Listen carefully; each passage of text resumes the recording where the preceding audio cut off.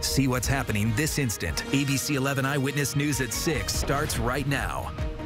First here at 6, we are tracking Hurricane Milton. Eyewitness News has an eye on Florida because in the next 48 hours, this very strong hurricane will barrel across the Sunshine State. We have some live pictures coming in. Residents beginning to evacuate ahead of Milton. This is I-4 in Polk County near Orlando. They've suspended the tolls.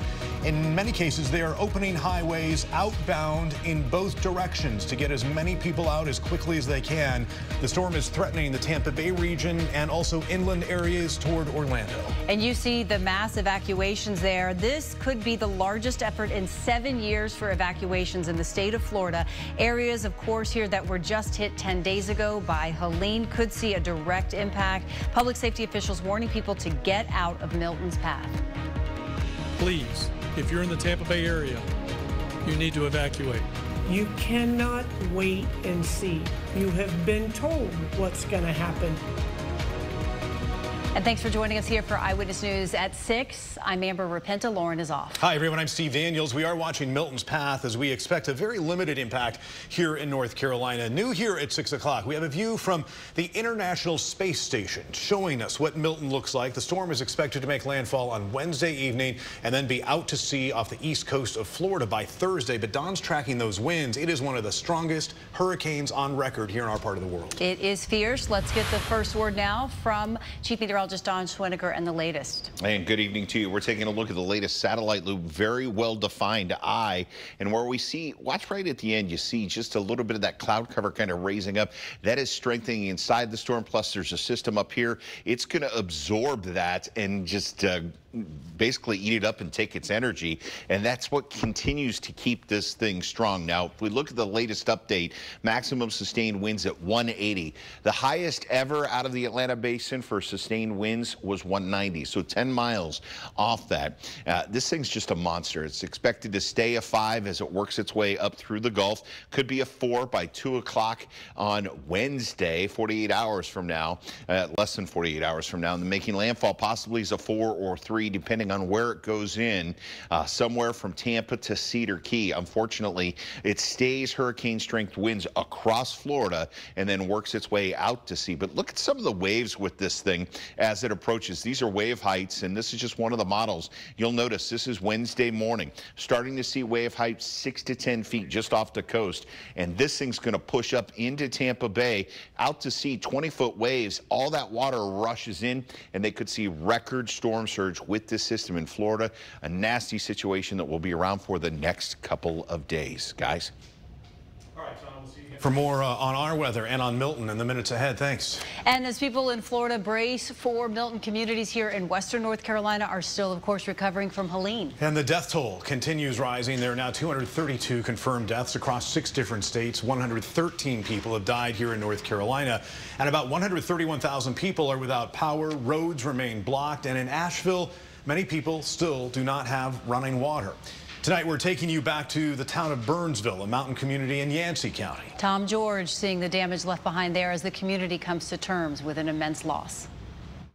Here in Yancey County, the fabric of some of these communities changed forever. There are still a lot of blocked roads, but even ones like this one that are still open are stopped at a certain point. But all along the road, you can see homes destroyed. You can see power lines down, and just fixtures of the community like this store and this church changed forever. And people here are now left wondering what's next. It's a bittersweet labor of love for Wes Cooper, helping his friend dismantle what's left behind from one of his favorite stores. This was the local art gallery. It was actually it was where I bought my wife's engagement ring.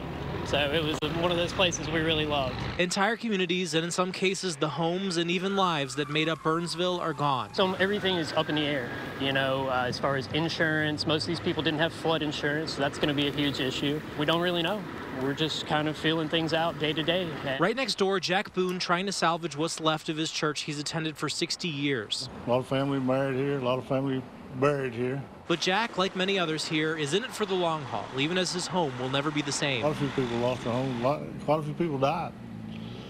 Don't know the exact number yet. As roads open back up and rescue crews work their way deeper into the mountains, it's still not clear what this town will look like a month or even a week from now, just taking things one day at a time. I don't expect anything out of anybody. I just get out here and do what I can, and I see other people doing the same. In Yancey County, Tom George, ABC 11 Eyewitness News. Tom, thank you. And a couple of hospitals here in the Triangle are looking at their caseload right now, and they're actually postponing some surgical procedures because of the destruction in western North Carolina. That's because a factory in McDowell County that produces a lot of the country's supply of IV fluid was damaged by Helene. And so hospitals nationwide are now conserving their units of IV fluid for the most critically ill. Eyewitness News spoke with a Cary mom who was supposed to go in for surgery today. While she says she does have pain daily, she understands the circumstances. I really have a lot of heart for everything that's going on in western North Carolina and South Carolina, Georgia, like all of that. Like it's hard for me to be selfish and be like, no, you got to do mine. This one was pretty dramatic and is having a significant impact right now. So we're told Duke and WakeMed Health Systems are prioritizing all of their surgical cases right now. UNC Health says at this time it has not needed to postpone any surgeries because of the shortage. And remember, you can help victims of Hurricane Helene right now. ABC 11 is joining forces with the American Red Cross for a disaster relief campaign. You can go to abc11.com and click the link on our homepage to donate or scan the QR code on the screen.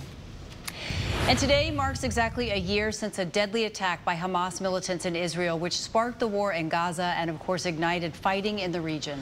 Today, mourners returned to the site of the Nova Music Festival in the western part of Israel, where 1,200 people from more than 30 countries were killed, including 46 Americans. Hamas, as you know, took 254 people hostage. Some of those people have been killed. 97 of those people remain in Hamas custody, and they include a North Carolina man named Keith Siegel. Today, his wife, Aviva Siegel, who was also held hostage and then later released, spoke out about her husband's captivity. I was there for 51 days, and Keith is there 7 times more than me. And I went through hell. So we all need to be their voices and shout that in our world, as humans that have hearts, we cannot allow them to stay there. We just can't. It's the cruelest. Over the past year, Israel has embarked on a massive military campaign against Hamas fighters that's led to the death of more than 41,000 people in Gaza, many of them civilians, according to Hamas. Let's bring in Sydney Schofield now with more from his family. Sydney?